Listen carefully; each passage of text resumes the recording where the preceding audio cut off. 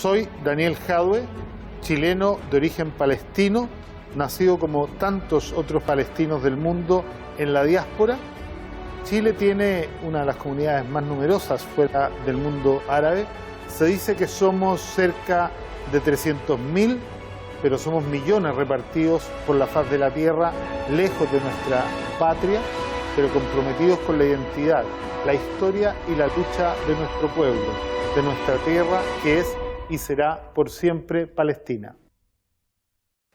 Hola a todos y a todas, bienvenidos y bienvenidas una vez más. En los últimos días hemos visto cómo el genocidio en curso en Palestina ha seguido con todo el apoyo y la complicidad de lo que se llama Occidente. Pero algo ha empezado a llamar poderosamente la atención y es el asesinato selectivo y quirúrgico de periodistas, escritores, de artesanos, de artistas y de todos aquellos que de una u otra manera representan la transmisión generación tras generación de la cultura y la memoria del pueblo palestino. Parecemos estar ante un intento descarado de borrar del mapa toda la presencia palestina que tiene miles de años de historia. Veamos el siguiente video para que podamos profundizar en esta materia.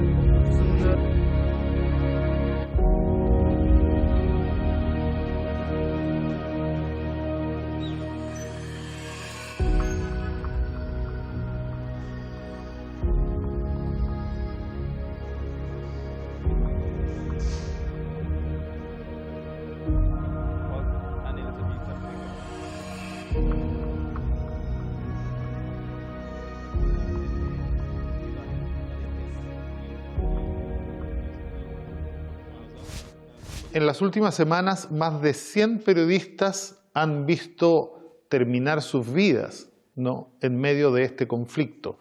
Ellos han acompañado a cientos de académicos, maestros, escritores, y esto se suma a una persecución a lo largo del mundo de cualquier intelectual, de cualquier profesional que solidarice y se ponga en el lugar del pueblo palestino.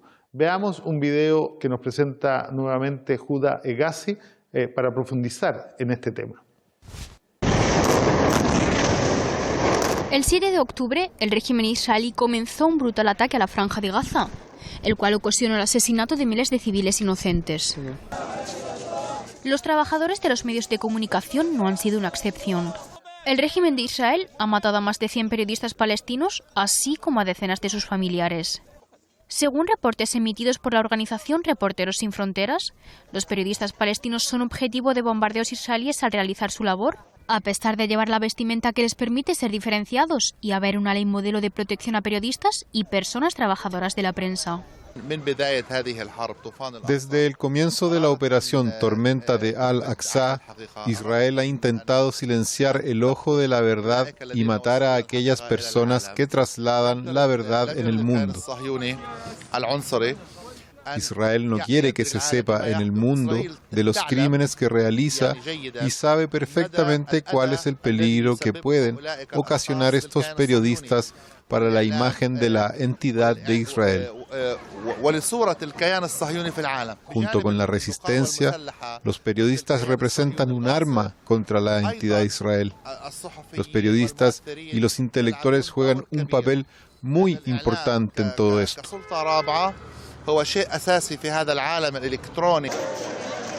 Israel no solamente se ha enfocado en asesinar a periodistas, sino también a cualquier persona prominente de la franja que alza su voz para informar al mundo sobre los crímenes que comete esta entidad.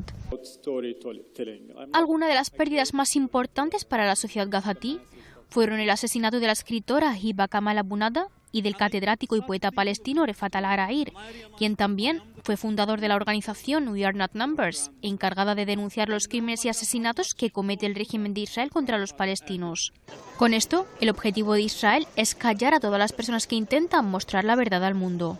Hasta ahora hemos visto patrones de ataques sistemáticos, no solo a periodistas, sino también a un grupo de élite educado de la Franja de Gaza.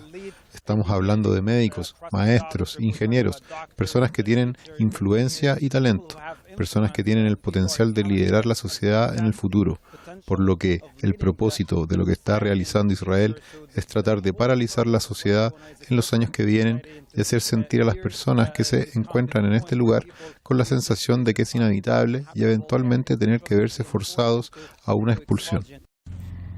De igual modo, el régimen ocupante también ha asesinado a las familias de varios comunicadores con el propósito de causarles un daño mayor con la pérdida de sus seres queridos para intentar impedirles continuar con su labor periodística. Sin embargo, a pesar de todo el dolor y el agotamiento mental y físico, estos han decidido continuar con su labor y su deber de transmitir la verdad en el propio terreno palestino, por lo que ahora la población los reconoce como los héroes de la verdad. Yo siento que es muy importante para nosotros que nuestra voz llegue y sea escuchada por el mundo. Pero esto es muy difícil cuando tienes a un grupo militar que ataca a los periodistas y a las personas prominentes. Porque lo que yo espero es que nuestra voz sea escuchada y que todas las personas que vivimos aquí bajo el asedio y bajo los ataques tengamos una voz para que transmita nuestro mensaje y que las personas del exterior puedan presionar a los países para parar estos crímenes. Se estima que hay más de 1 millar de reporteros locales y periodistas palestinos enfrentando a diario las mismas penurias que cualquier otro civil en Gaza. Están teniendo dificultades para poder acceder a comida y bebida o para cubrir sus necesidades a pesar de que deberían ser simplemente periodistas, sin arriesgar la vida en el ejercicio de su profesión. El objetivo del régimen de Israel al asesinar a figuras prominentes de la sociedad palestina, como son intelectuales, artistas y periodistas, es intentar ocultar los crímenes que realiza contra los palestinos, además de esconder la verdad de la causa palestina. Por eso, los gazatíes aseguran que a pesar de los obstáculos del régimen de la ocupación, su deber es continuar con el camino de estos defensores de la patria y la libertad. Ude Gazi, Hispan TV, Gaza, Palestina.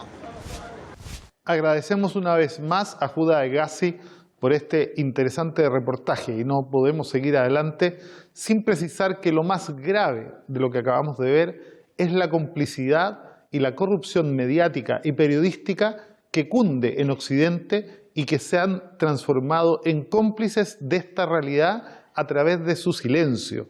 En nuestro país, ni siquiera el Colegio de Periodistas ha sido capaz de levantar la voz para defender a sus colegas, los que siguen siendo asesinados día tras día como parte de esta política de exterminio físico y político del pueblo palestino. Vamos a una pausa y ya regresamos.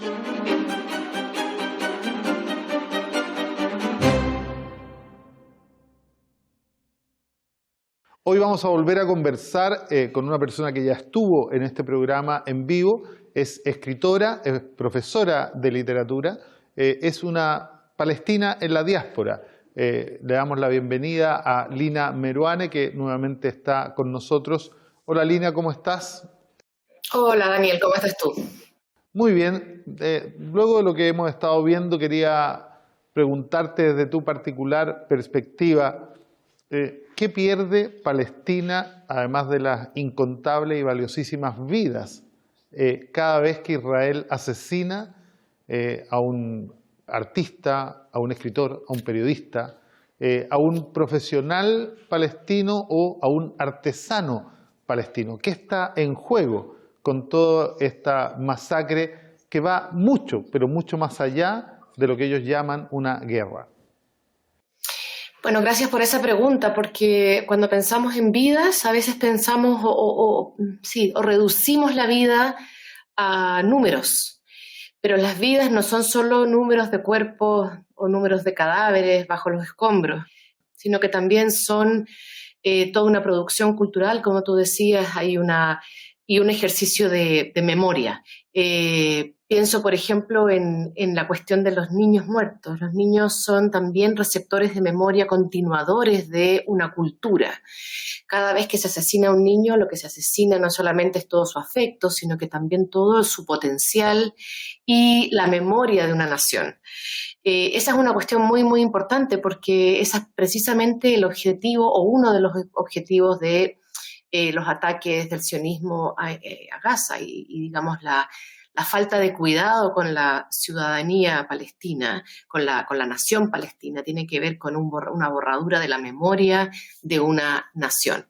Esa memoria se borra no solamente con el desplazamiento de los palestinos hacia la diáspora, sino sobre todo con la eliminación de esas personas que ya no van a poder sostener ni la memoria, ni la producción cultural, ni la lengua, ni las tradiciones palestinas, la música, la comida y toda la historia del pasado, ¿no? El poder testimoniar lo que ha ocurrido en un lugar es digamos, muy, muy importante.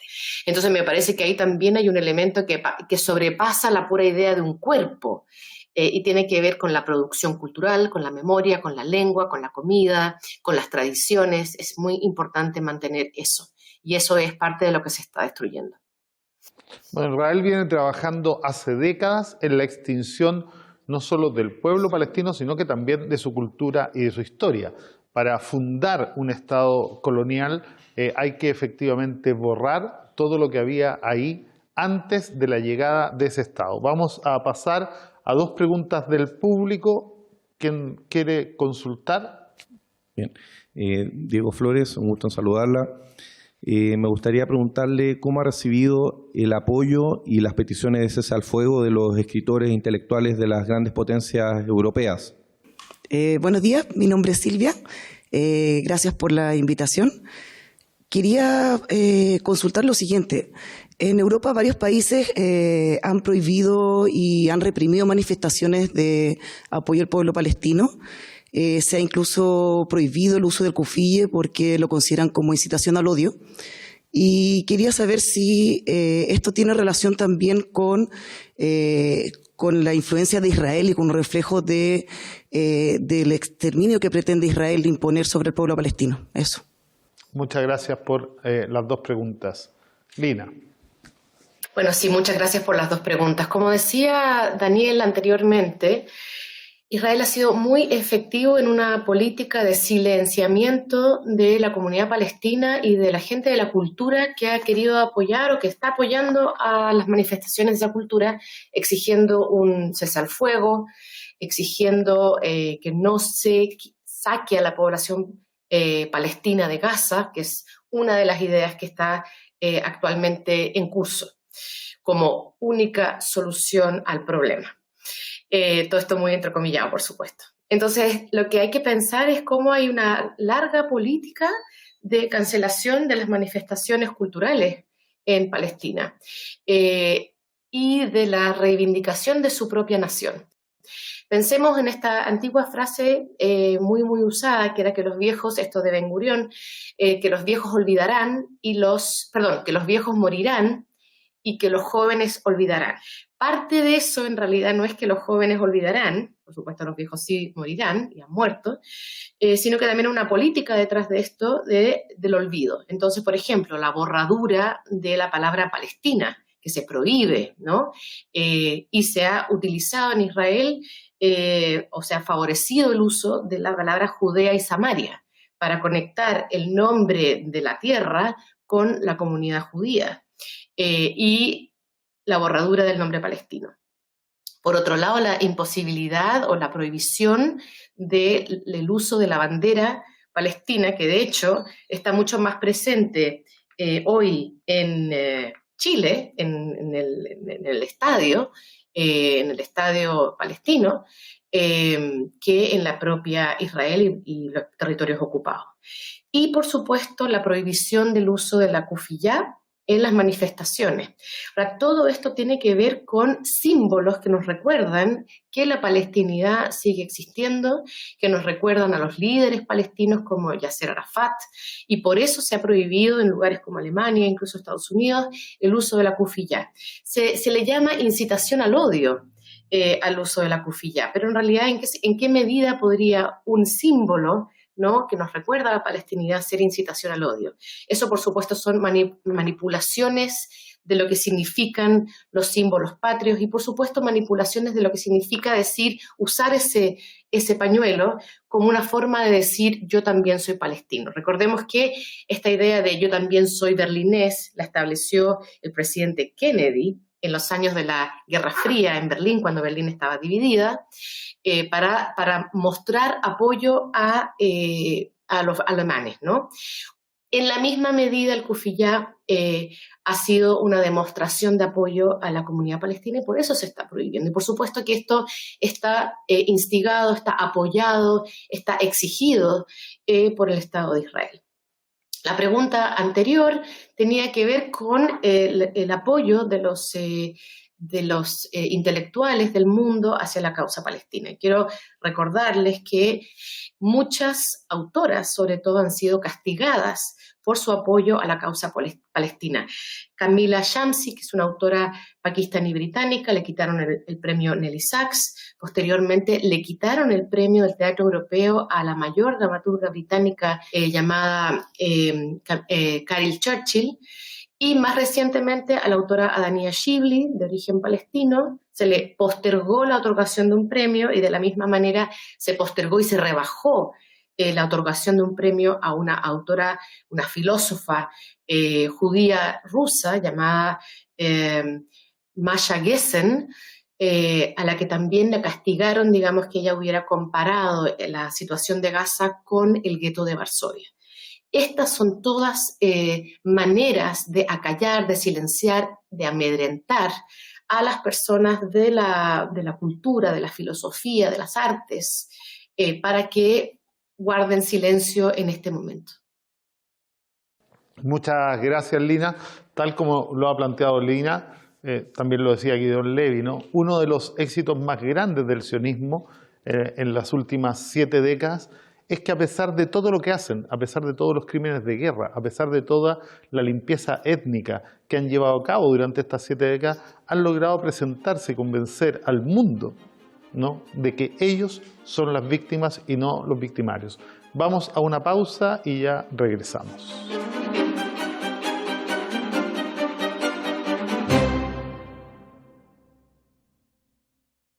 Ya estamos de regreso para seguir conociendo algo más de la comunidad palestina de Chile, de esta palestinidad de la diáspora. Hoy día vamos a conversar con Esperanza Marzuca. Veamos el siguiente video para saber más de ella.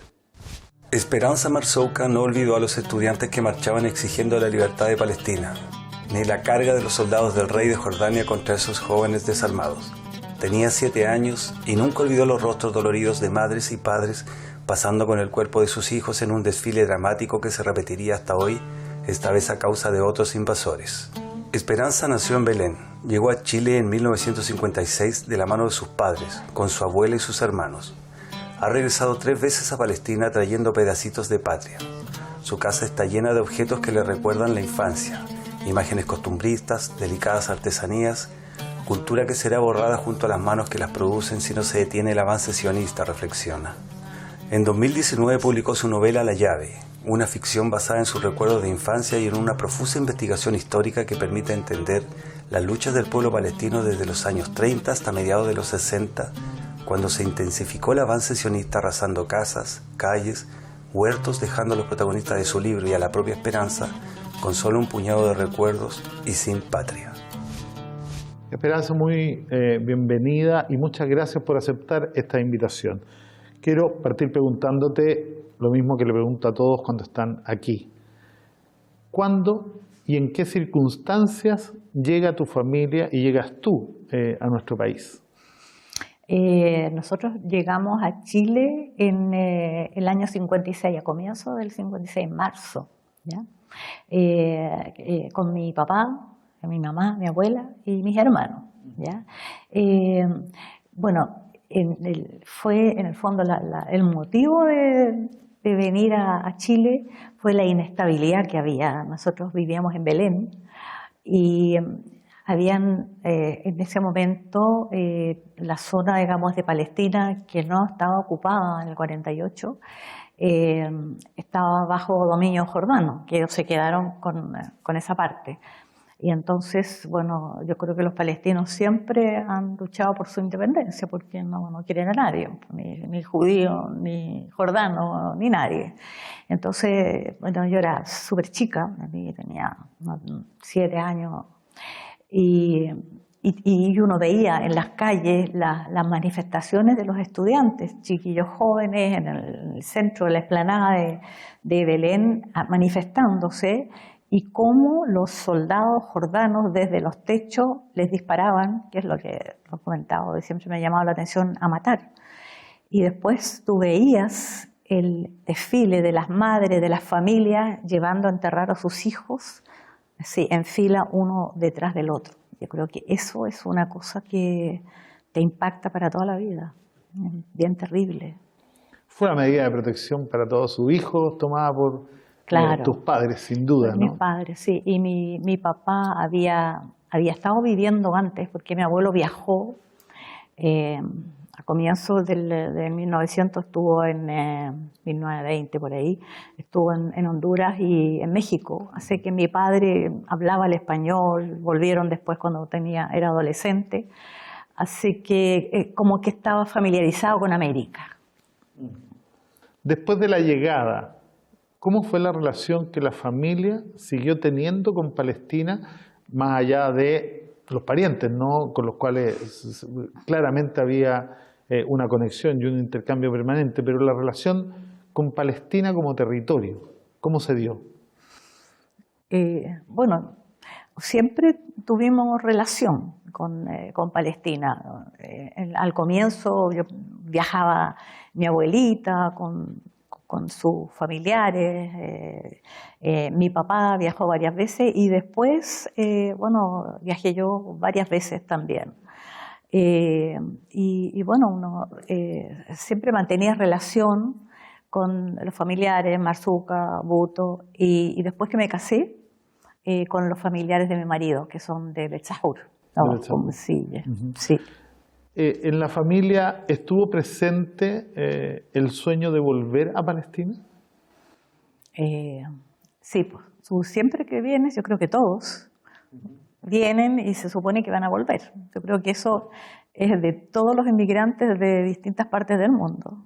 Siempre uno quiere volver al lugar, y ahora yo no sé, uno ya acá es muy difícil, tienes hijos, nietos, tienes como todo sembrado acá. No sé, a lo mejor van a volver las cenizas nomás, porque yo tengo guardadas las de Guillermo para tirarlas allá. Mencionaste que has vuelto a Palestina en varias oportunidades. Sí. En alguno de tus viajes seguramente recorriste los territorios del 48, ¿no?, lo que se conoce como el Estado de Israel. Y en esas tierras has podido tomar contacto con los palestinos del 48. ¿Cuál es la sensación que ellos tienen hoy día? ¿Cómo se sienten, entre comillas, en este limbo entre ser ciudadanos israelíes pero seguir siendo palestinos? A ver, yo creo que en ese viaje que hice, que en realidad lo hice con mi marido,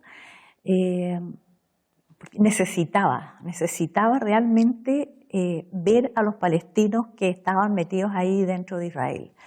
Y llegué con una angustia tremenda, que a medida que iba conociendo a la gente, tú te vas relajando. Estuve en Haifa, en Jaffa, en Nazaret, que en realidad Nazaret es Palestina, la mayoría son palestinos, y yo me acuerdo que llegué preguntando por el hotel que habíamos reservado y me recibió un joven, no sé, pues, tendrá 30, 40 años, le pregunté, qué sé yo, por el hotel, ¿Y de dónde eres? Le dije, yo soy de Chile, pero no somos palestinos. Bien, pero empezó, di que eres palestina, me dijo, di que eres palestina. Y el gallo, tú sientes el fervor de ellos y la identidad que tienen a pesar de 70 años. Igual qué sé yo, en Jefa, tú entrabas a un local diciendo que tú quieres conocer el barrio, porque son barrios, viven en barrios ellos, los palestinos. Y los tipos te llevan a su casa, te invitan a lo que ellos tienen, te llevan a recorrer. Si vas a un restaurante, me acuerdo de Nazca, y saben, oye, es la alegría de sentir que tú los estás viendo. No me acuerdo, en un restaurante te llevaban platos estos de parte nuestra, qué sé. O sea, realmente tú sientes, yo salí con la sensación de que los palestinos que están dentro de lo que es ahora Israel son mucho más palestinos que el resto de Palestina. O sea, yo sé, me sentí tan bien, fue tanta, o sea, es tristeza y alegría al mismo tiempo. Fue una experiencia, yo creo, de las más importantes de mi vida. Uh-huh. Y hoy día, ¿cómo ve la comunidad palestina, la diáspora palestina, lo que está aconteciendo hoy día en Palestina? Imagínate, sin palabras. ¿Qué vas a decir? Es terrible lo que está pasando. Nosotros, en el fondo, lo que hacemos es, yo por lo menos hablar por teléfono, especialmente con la gente allá. Tengo amigas que tienen familiares allá, bueno, y en realidad están aterrados porque no pueden salir, porque en el fondo yo no tengo relación con la gente de Gaza, pero sí de Belén, de Betzahur y Bet-Yal, y la gente no sale porque en el fondo... Eso es tremendamente importante, ¿eh? La corrupción mediática y la corrupción periodística a nivel global ha querido convertir esto en una guerra entre Israel y Gaza. Sin embargo, en Cisjordania, en la última semana han muerto más de 500 personas. Hay más de 5.000 encarcelados sin juicio previo y sin razón alguna, ¿no? Como que estuvieran preparando, entre comillas, el canje de prisioneros con prisioneros nuevos que no tienen por qué estar ahí. Se han tomado prisioneros a una cantidad enorme de jóvenes. ¿Cuál es la situación que ellos te cuentan que hay hoy día en esta parte que está ausente de los medios de comunicación hegemónicos a nivel global, que es toda la zona desde donde vienen sobre todo los palestinos y palestinas que están en Chile, ¿no? Que son de las ciudades más cristianas, Bet-Yala, Belén, Betzahur, que son muy similares a las comunidades que están en Honduras también, que son, quizá uno podría decir, los primeros dos países que tienen las comunidades cristianas más grandes. ¿Cómo es la situación que ellos relatan hoy día allá? Bueno, que es dramática porque la gente no sale a las calles. O sea, no puede ir a trabajar, porque en el fondo, si tú sales y te encuentras sospechoso, te toman preso. Y entonces la gente no tiene plata, porque no puede trabajar. Suponte para Navidad, o sea, todos los supermercados, qué sé yo, llenos de juguetes, de chocolates y cosas, y la gente no tiene dinero para comprar, no puede salir a la calle, no puede trabajar. Bueno, y el tema, esto es en las ciudades, pero en los alrededores, en Hebrón, por ejemplo, está todo el tema de los colonos, que en realidad yo creo que, no sé, pues son delincuentes que se han contratado, yo no sé si son de religión judía o no, pero son como, yo creo que una selección de delincuentes que atacan a la gente de los pequeños pueblos, los maltratan, queman sus casas, rompen sus autos, y en el fondo están obligando a la gente a salir, porque esto es en el fondo el plan de, por supuesto, la idea de ellos es quedarse con Gaza sin palestinos y también con Cisjordania sin palestinos. Ese es un plan, y la gente, bueno, estamos viendo que se resiste en Gaza, que la situación es dramática, en Palestina también. Y bueno, hay un montón de gente que han tomado presos, y la idea era, en el fondo, canjear presos antiguos, especialmente niños, que hay miles de niños que están en el fondo presos sin juicio, esas detenciones administrativas, y la idea de la gente de Hamás era en el fondo canjear con ellos, pero cada vez hay más prisioneros. Entonces la situación es súper dramática. Tu familia viene de la ciudad donde nació Cristo y hace semanas en el mundo entero se celebró una nueva Navidad. ¿Qué sienten los palestinos cuando el mundo entero se sumerge en esta vorágine de comprar regalos y de hacer fiestas, mientras en la tierra donde nació Cristo se vive un genocidio y un proceso de limpieza étnica, y cómo el mundo hace como que si no estuviera enterado de ello? A mí me ha llamado la atención, he preguntado mucho, ni siquiera en las iglesias cristianas se ha hecho y se ha levantado una oración en tiempos de Navidad por la ciudad de Belén. ¿Cómo lo ven los cristianos del mundo entero? O sea, realmente, bueno, si tú en Navidad te fuiste a los malls, a las calles, como una indiferencia en el fondo de lo que está pasando. Yo creo que los únicos, los más cercanos a uno, las amistades más cercanas son los que en parte sienten algo de lo que pasó, pero todo el mundo igual celebra su Navidad, hace su árbol de Pascua, compra los regalos, come rico. Y es un mundo aparte, indiferente. Eso es una cosa que llama la atención.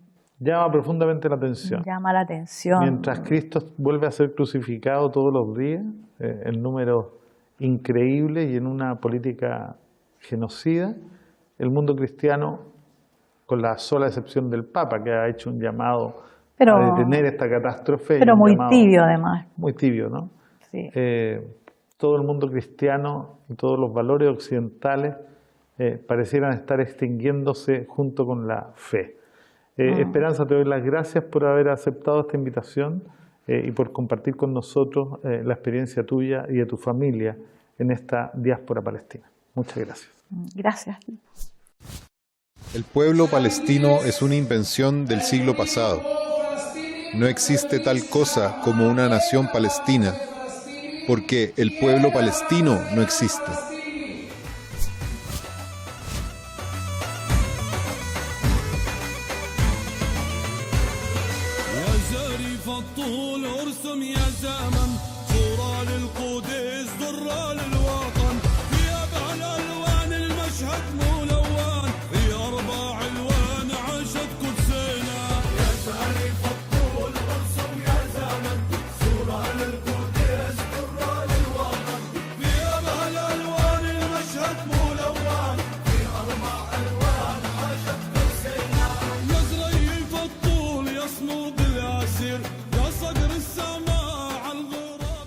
Los dos videos que acabamos de presenciar ponen de manifiesto la contradicción y el enfrentamiento entre dos relatos que hoy día se disputan, ¿no? La veracidad en la construcción de la historia universal. El primero, un relato típico de cualquier estado colonial que pretende construir un pasado usable para fundar una nueva identidad, como lo plantea Shlomo Sand, un profesor de historia israelí, en su libro La invención del pueblo judío y en su otro libro La invención de la tierra de Israel, en donde se pretende primero construir una revisión de la historia de tal manera de hacer desaparecer al pueblo o a la nación que existía antes de este nuevo Estado colonial, ¿no?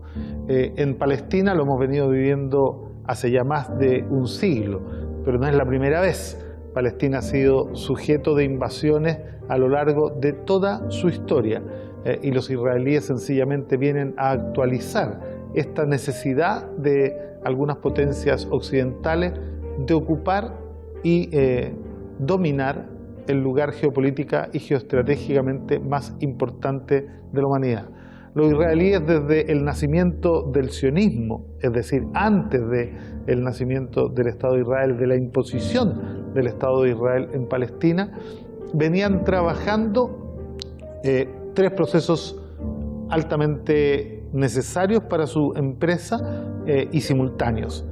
Primero, la deshumanización y la invisibilización de la cultura palestina, una cultura que existe hace milenios, ¿no? Y que es parte de toda la historia de la humanidad como un centro neurálgico del desarrollo de la misma. Pero al mismo tiempo la construcción de este relato nuevo, ¿no? Al inicio de la empresa sionista se hablaba de una tierra sin pueblo para un pueblo sin tierra. No obstante, en los primeros años del siglo pasado, ya Palestina era reconocida como uno de los principales exportadores de naranjas en el mundo. Suena sospechoso que una tierra que no tenía un pueblo que la trabajara ya fuera uno de los países principales exportadores de naranja en aquella época. Claramente un intento por distorsionar la historia. Pero además de construir esta historia, invisibilizando al pueblo originario de este territorio, ha habido un proceso de apropiación de su comida, de sus bailes. Hoy día, cuando uno ve un video de lo que son los bailes supuestamente israelíes, es casi lo mismo que acabamos de ver, y si ustedes les piden un video antiguo de estos bailes, seguramente no los van a poder encontrar, porque esos bailes solo existen en la cultura y en la tradición palestina. Ahora, afortunadamente, las categorías de análisis y los conceptos no son una invención de Israel.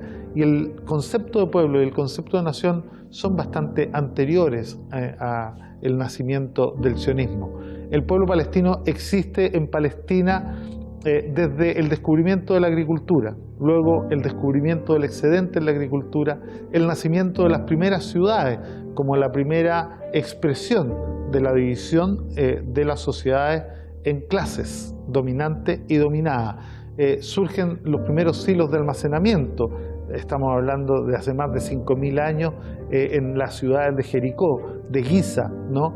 Y por lo tanto, en este territorio, que es el puente natural que une África, Asia y Europa, que además fue siempre conocido como la media luna fértil por ser territorios que estuvieron bañados por el Nilo y el Éufrates y ser los lugares más fértiles del planeta antiguo conocido, ¿no? Siempre fueron el centro de la disputa por estos territorios, tanto de los pueblos nómades como de los posteriores pueblos sedentarios.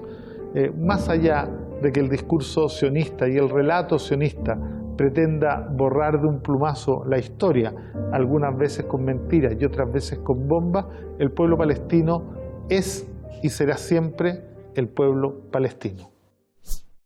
Hola Daniel, buenos días. Mi nombre es Hugo Quiroga y quisiera preguntarte ¿cómo piensas tú que ha afectado a la ocupación sionista de todas estas últimas décadas o tal vez más tiempo en todo lo que es la cultura y las tradiciones palestinas?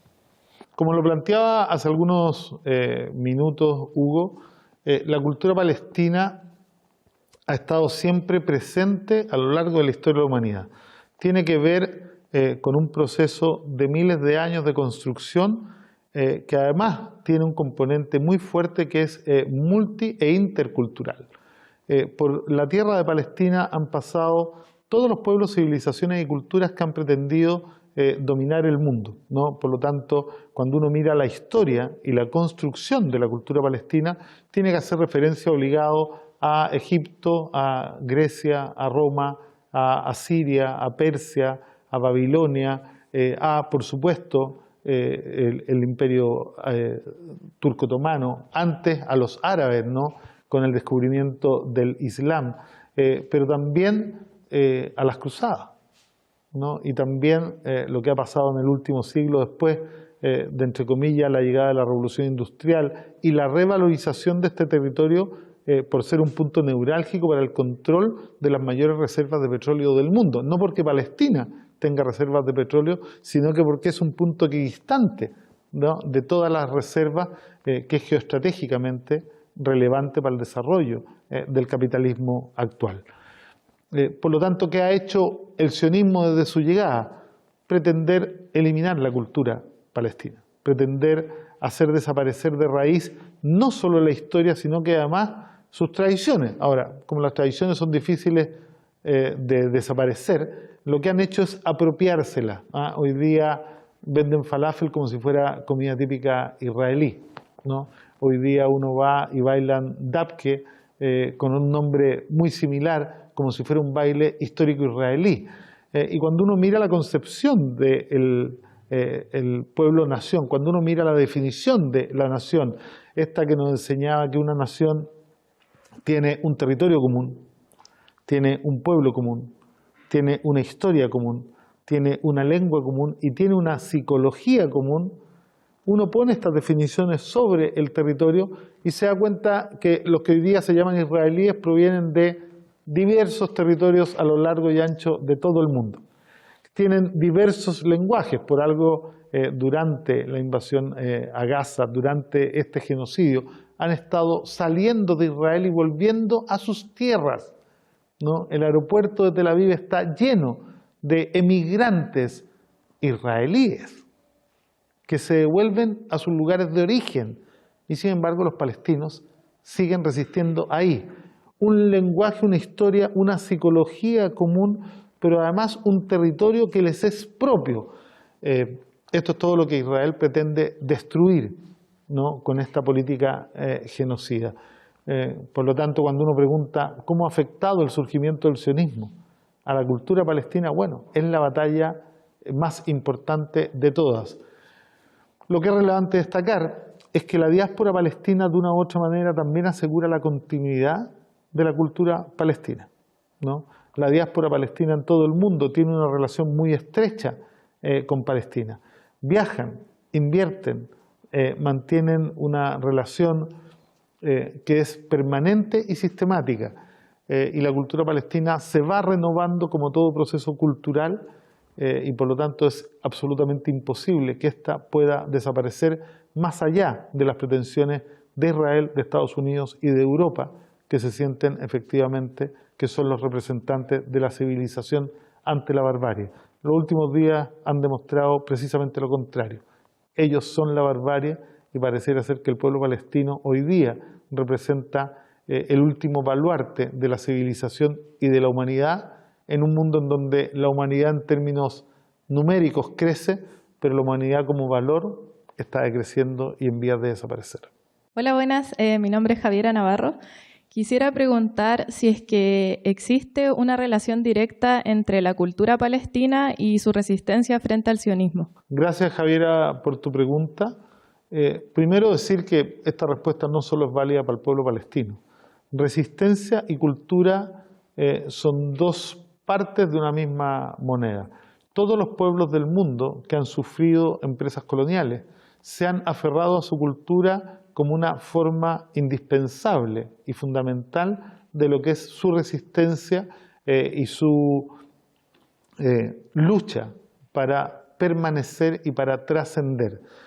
Sin cultura no hay resistencia. La cultura se define como todas aquellas formas de resolución de problemas, de resolución y de satisfacción de necesidades, tanto materiales como inmateriales, que un grupo humano definido es capaz de llevar adelante para reproducir su existencia física, pero también reproducir sus ritos, costumbres y tradiciones, ¿no? Hoy día, cuando uno visita Palestina, se da cuenta que todo lo que el pueblo palestino hace, toda su cultura, es un acto de resistencia. Estudiar, bailar, bordar, ¿no? Pintar, escribir, trabajar, hacer artesanía. Cuando uno visita Hebrón y ve estas fábricas de vidrio, que son las mismas fábricas de vidrio que fabrican vidrio hace 2000 años, ¿no? O cuando uno ve los olivos que están en Palestina, en la zona de Belén o en toda Palestina, las palmeras con los dátiles. Hay algunas zonas que están plantadas hace más de 1000 años y son árboles que tienen más de 1000 años y por eso que los israelíes tratan todos los días de arrancar y de destruir esta demostración más que patente de una cultura que está presente en esa tierra por milenios. Basta con ver los asentamientos israelíes y las ciudades palestinas. Las ciudades palestinas son ciudades en donde ni una edificación es igual a la otra. Cada edificación tiene un lugar puntual, ¿no? Y tiene, como son colinas la mayor parte de ellas, una vista, ¿no? Y todas las casas se van encaramando unas a otras y van construyendo una ciudad que tiene la misma forma de la geografía porque está amalgamada con la geografía. En contraposición a esto, que uno inmediatamente reconoce una ciudad que se ha ido construyendo a lo largo de los siglos. Uno cuando entra a Belén y ve los caminos por donde pasó Cristo, ve la ciudad antigua, ve la gruta de la Natividad, uno se da cuenta que esa ciudad está ahí hace milenios. Cuando tú miras los asentamientos israelíes, son una repetición absolutamente sin espíritu y sin alma de una unidad de vivienda que se repite y que se podría repetir hasta el infinito y que borra la geografía, que borra la historia, que borra el paisaje, que de una u otra manera incluso es capaz de intervenir en los cursos de agua y cambiarlo a su antojo sin respetar siquiera a la naturaleza. Uno compara estas dos realidades y inmediatamente sabe con absoluta certeza cuál es el pueblo que pertenece a esta tierra y cuáles son los invasores. Mi nombre es Miguel Retamal, es un gusto saludarlo y mi pregunta es, ¿qué relación existe entre la cultura palestina y la tierra como forma de vida y de identidad? Lo mencioné quizá al pasar al principio de mi exposición en el sentido de que Palestina es el puente natural que une África, Asia y Europa. Por lo tanto, es desde la antigüedad un paso obligado de todos los pueblos, civilizaciones y culturas que pretendieron ampliar sus dominios y conquistar y dominar el mundo antiguo y conocido. Pero además de ser este lugar geopolítica y geoestratégicamente tan importante, ¿no? Palestina está en una zona que es la zona del Levante, conocida históricamente como la Medialuna Fértil, y es porque era la zona más fértil del mundo antiguo, sobre todo en esta región. Por lo tanto, siempre estuvo relacionado con el trabajo de la tierra. Ahí surgen las primeras comunidades agrícolas como asentamientos dispersos, ahí surgen las primeras ciudades como Jericó y Giza, que las mencioné, y como otras, ¿no? Que son esta expresión del surgimiento del excedente en la agricultura. Cuando surge el excedente y unos seres humanos se dan cuenta que pueden vivir de lo que otros trabajan, ellos emigran y se van a construir una ciudad compacta en donde se ejerce la dominación y se separan del mundo que sigue produciendo a través del trabajo y del intercambio de materia y energía libre con la tierra todo lo que la ciudad nueva, esta ciudad que emerge, ¿no? Como las ciudades más antiguas, donde todo parte, ¿no? Ese es uno de los lemas que acuñan en Jericó cuando te invitan a conocer Jericó. Venga a conocer el lugar donde todo partió, ¿no? Uno ve esta relación y desde sus orígenes hasta el día de hoy, el pueblo palestino sigue siendo un pueblo fundamentalmente con una economía ligada a la agricultura, a la ganadería y al campesinado, ¿no? Surgen las ciudades. Es un mundo también que hoy día tiene una actividad urbana importante, pero hasta el día de hoy nunca ha dejado de ser un pueblo profundamente ligado a la tierra, y quizás eso sea lo que explique que en un escenario de genocidio, que en un escenario tan cruel como el que estamos viviendo, los que están arrancando de ese territorio sean los que vienen de afuera y no los que han vivido ahí por siempre.